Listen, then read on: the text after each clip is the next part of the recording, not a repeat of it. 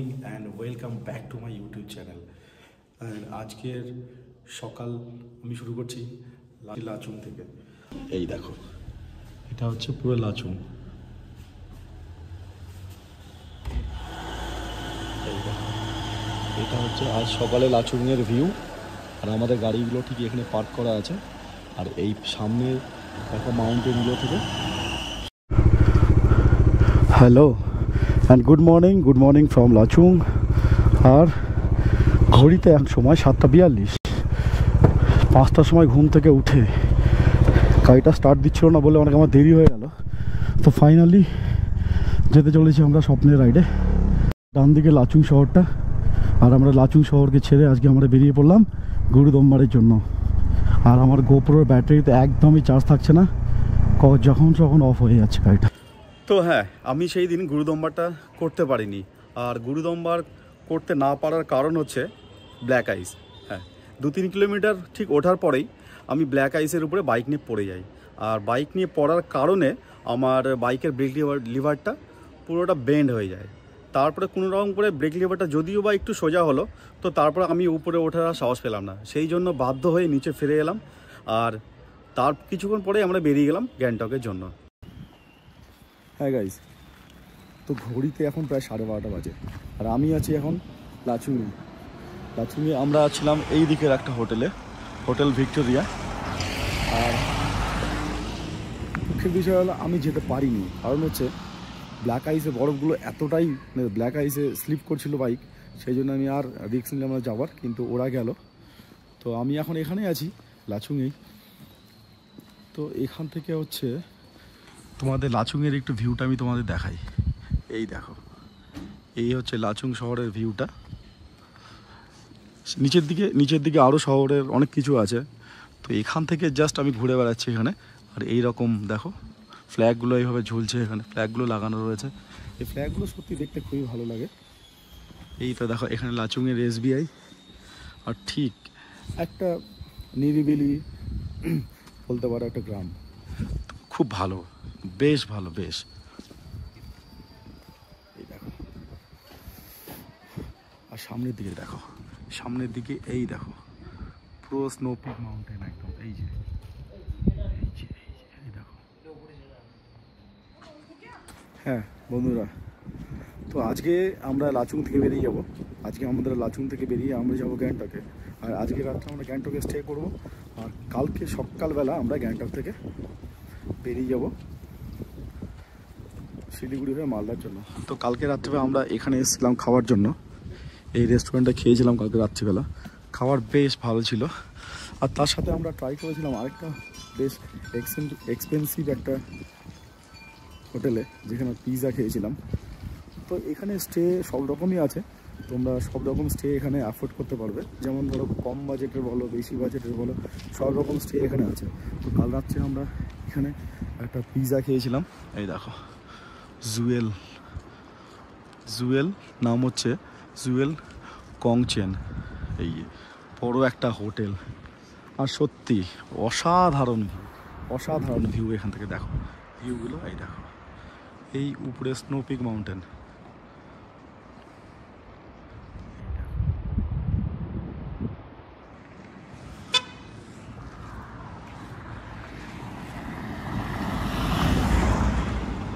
এইখানের পাহাড়টা একবার দেখো।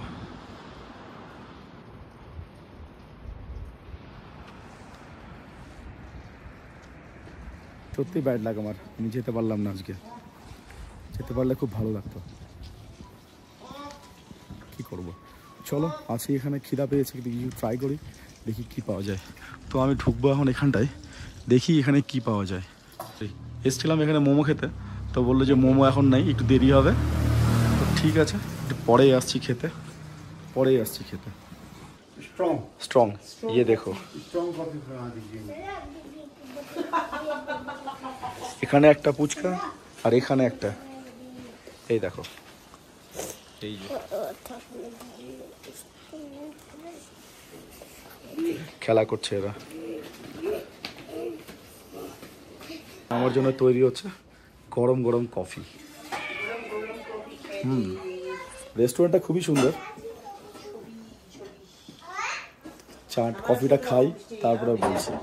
ওনাদের একটা হোমস্টে আছে, হোমস্টের খুব সুন্দর ভাইবটা তোমরা শুধু দেখো একবার। হোমস্টে ওল্ড নেই ইয়ে ঠিক দেখো, এদের একটা হোমস্টে আছে, হোমস্টেটা ভাইবটা শুধু একবার কত সুন্দর হোমস্টেটা সাজানো একদম। यहाँ पे চুলা, এখানে চুলা আছে, এখানে বসা সিটিং এরিয়া আছে, এইদিকে রুমগুলো আছে। কি সুন্দরভাবে সাজিয়ে রেখেছেন ওনারা হোমস্টেটাকে। তো এনাদের হোমস্টের কি রেট আছে না রেট আছে তোমরা একটু ওনার মুখে একটু শুনে নাও। रूम का क्या प्राइस है? और एक आदमी का 800 रुपये विद फूड। 3 टाइम खाना मिलेगा, ब्रेकफास्ट लंच डिनर। अच्छा, और आपका फ़ोन नंबर आप बता दीजिए, और आपका होम स्टे का नाम। मेरा होम स्टे का नाम है फेमस होम स्टे। और इसका लोकेशन क्या बताऊँ आपको? स्टेट बैंक जो बैंक है उसके थोड़ा आगे, SBI बैंक के थोड़ा आगे है लाचुंग।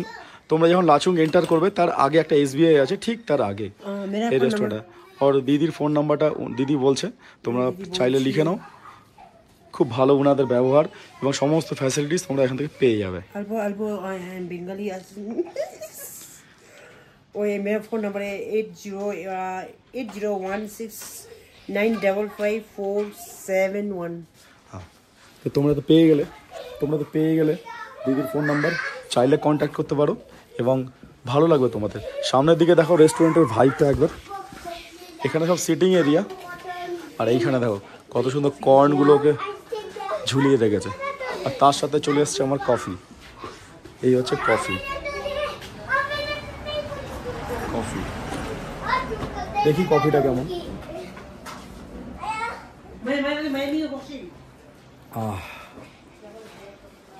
দারুণ কফিটা। তো হ্যাঁ বন্ধু, তোমাদের বলছিলাম না হোমস্টেটার কথা, তো হোমস্টেটার নাম হচ্ছে, তোমরা দেখে নাও, ফেমাস হোমস্টে। এটা ফেমাস হোমস্টে, এটা হচ্ছে ওনাদের কন্ট্যাক্ট ডিটেলস। চাইলে তোমরা যোগাযোগ করতে পারো। খুব ভালো একটা হোমস্টে। আর হোমস্টেটা দেখো লোকেশনটা ঠিক, এটা হচ্ছে গ্যাংটক থেকে আসার রাস্তা। এইখানে একটা বড় হোটেল তোমরা দেখতে পাবে, আর সামনে হচ্ছে SBI এর অফিস। তো ওইখান থেকে এসে এটা হচ্ছে হোমস্টে, এটা হচ্ছে ওনাদের হোমস্টে। এখানে বাইক পার্কিংয়ের অনেক ব্যবস্থা আছে, ওনাদেরই ক্যাফে আছে এখানে। আর এখানে থাকলে তোমরা এইরকম একটা ভিউ এনজয় করতে পারবে। তো আমি বলবো তোমরা চাইলে এখানে থাকতে পারো, খুব সুন্দর, এবং ওনাদের ব্যবহারও খুব সুন্দর। হ্যাঁ, তবে এখন ঘড়িতে প্রায় 2:30 বাজে, আর আমরা ফাইনালি বেরোতে চলেছি গ্যাংটক থেকে, এই লাচুং থেকে গ্যাংটকের জন্য। সেটা অলমোস্ট 105 কিলোমিটার রাস্তা, কিন্তু রাস্তাটা অনেকটাই শুনলাম ডাউন স্টেপ আছে। তো আমরা মোটামুটি সবাই রেডি হয়ে গেছি এখানটায়, এই দেখো রেডি, বাইক রেডি, আর বেরিয়ে পড়বো আমরা এখনই। তো চলো দেখা হচ্ছে মোটো ব্লগিং সেটআপে। তো বন্ধুরা, লাচুং থেকে বেরোবার পরে আমার ক্যামেরাটার ব্যাটারি হয়ে গেছিলো শেষ। তো ব্যাটারিটা পাল্টাবার কোনো সময় পাচ্ছিলাম না, তো এক জায়গায় চেকপোস্টে দাঁড়িয়ে ব্যাটারিটা পাল্টে নিলাম, তারপরে আমি রেকর্ডটা করতে পারছি। আর ব্যাটারি এত তাড়াতাড়ি ড্রেন হয়ে যাচ্ছে যে বলার কথা না। তো চলছে এখান থেকে গ্যাংটকের ডিস্টেন্স এখনও প্রায় ধরো 77 কিলোমিটার, আর ঘড়িতে এখন বাজে 4:06, আর আমাদের দেখাচ্ছে এখান থেকে যেতে আরও 3 ঘন্টা 7 মিনিট লাগবে। তো সময়টা তো অনেক, পাহাড়ে তাড়াতাড়ি সন্ধ্যা নেমে আসে। তো চলো তাড়াতাড়ি কিছুটা দূর এগাই, আর তোমরা একটু দেখে নাও রাস্তাটা সিনেম্যাটিক।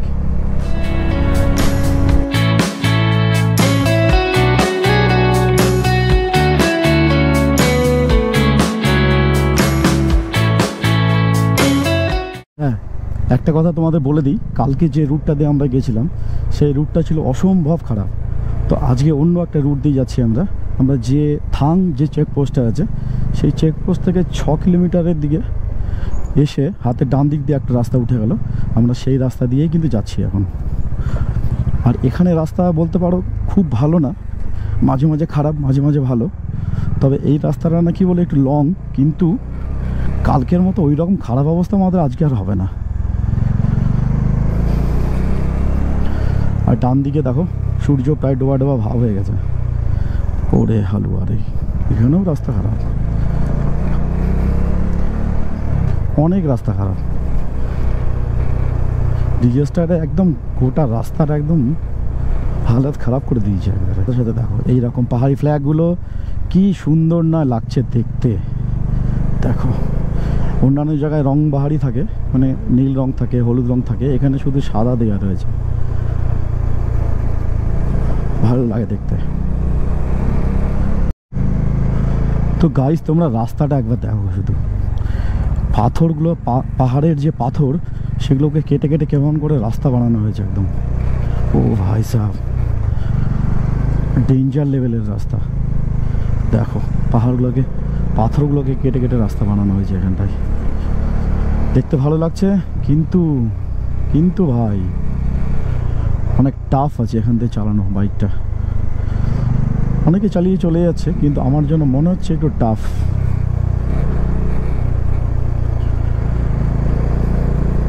ভালোও লাগছে,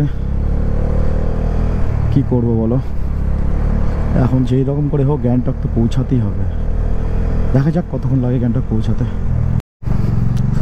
তো বন্ধুরা এখান থেকে ম্যাপ চেক করছিলাম আমাদের ডিস্টেন্সটা, ঘড়িতে এখন বাজে 4:30, আর এখান থেকে ডিকচু দেখাচ্ছে 1 ঘন্টা মতো লাগবে, 1 ঘন্টা 33 মিনিট, 1 ঘন্টা 30 মিনিট লাগবে। আর ডিকচু থেকে হচ্ছে গ্যাংটক হচ্ছে 33 কিলোমিটার, সেটাও প্রায় 1 ঘন্টা মতো লাগবে। এখান থেকে আপাতত আমাদের ডেস্টিনেশন হচ্ছে ডিকচু। এর আগের দিন আমরা মঙ্গন হয়ে এসেছিলাম, কিন্তু আজকে ডিকচু হয়ে যাচ্ছি, কারণ মঙ্গন হয়ে রাস্তা খুব খারাপ, খুব খারাপ। ভুল করেও কেউ ট্রাই করো না ওই রাস্তাতে। তোমরা একবার রাস্তাটা দেখো, কতটা ডেঞ্জার লেভেলের রাস্তা।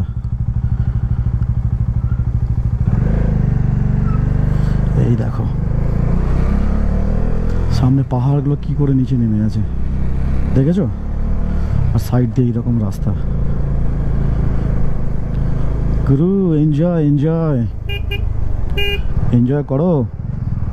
কেমন লাগছে বলো, কেমন লাগছে শুধু বলো একটু। আমি তো চালাচ্ছি, জায়গায় জায়গায় একটু টেনশনও হচ্ছে, আবার ভালোও লাগছে। তো ফাইনালি অনেকক্ষণ পরে একটা গ্রাম খুঁজে পেলাম, নাহলে প্রায় ধরো 16-17 কিলোমিটার ধরে একটা কোনো গ্রাম আমরা পাইনি, শুধু জনবসতিহীন জায়গাগুলো। ফাইনালি একটা শহরের দেখা পেলাম। গাইস ঘড়িতে এখন বাজে প্রায় ধরো 5টা বাজে, আর আমার সামনে দুটো গাড়ি অনেকক্ষণ ধরেই আসছে, আমি ওর পেছনে আসছি। তো এক সময় এমন মনে হচ্ছিল রাস্তাগুলো দেখে জঙ্গল। তো ভালোই চাচ্ছি, আস্তে আস্তে, কোনো তাড়াহুড়া নেই, একদম স্লো ওই গাড়িগুলোকে ফলো করে করে এগিয়ে যাচ্ছি। আশা করি কোনো অসুবিধা হবে না, এখন দেখা যাক কি হয়। তো গাইস ঘড়িতে এখন বাজে 7টা, আর আমরা ডিকচুতে পারমিট দেখাবার পরে আমরা অবশেষে বেরিয়ে পড়লাম। দেখো ডিকচুর সেই ব্রিজ। তো বন্ধুরা রাস্তাটা একবার দেখো কতটা শুনশান। এখন বাজে 8টা 7, আর এখান থেকে গ্যাংটকে দেখাচ্ছে, এখান থেকে গ্যাংটক যেতে আমার এখন 40 মিনিট সময় লাগবে। আর রাস্তাটা একবার দেখো, কেউ নেই, একদম শুনশান রাস্তা। ও ভাই সাহেব, ওহো আজকে একটু এক্সট্রিম রাইড হয়ে গেল। আসলে নর্থ সিকিমের রাস্তা এতটাই খারাপ যে বলার কথা না একদম। তো আর মোটামুটি 8.7 কিলোমিটার গেলে আমি পৌঁছে যাবো সিংতামে গিয়ে একটু ব্রেক নিয়ে তারপরে আমরা গ্যাংটকের দিকে রওনা হব। তো ফাইনালি বন্ধু এখন ঘড়িতে বাজে 8টা 42, আর আমরা 3টার সময় বেরিয়েছিলাম, মানে 5 ঘন্টা 40 মিনিট রাইড করে আমরা লাচুং থেকে গ্যাংটকে এসে পৌঁছালাম। হ্যাঁ গাইজ এখন ঘড়িতে প্রায় ধরো 9টা বাজে, 9:30 বাজে, আর আমরা এক্সট্রিম লেভেলে রাইড করার পরে হোটেলে জাস্ট ঢুকে ফ্রেশ হয়ে বেরিয়ে পড়েছি আবার এমজি মার্কের জন্য। আর এই মুহূর্তে এখন আছি আমরা এমজি মার্কেট, যাবো একটু ডিনার করতে। তো আজকে ডিনার করে কাল সকালের জন্য আবার বেরিয়ে যাবো আমরা মালদার জন্য। তো আজকের ভিডিওটা এখানেই শেষ করছি, ভালো থেকো, গুড নাইট।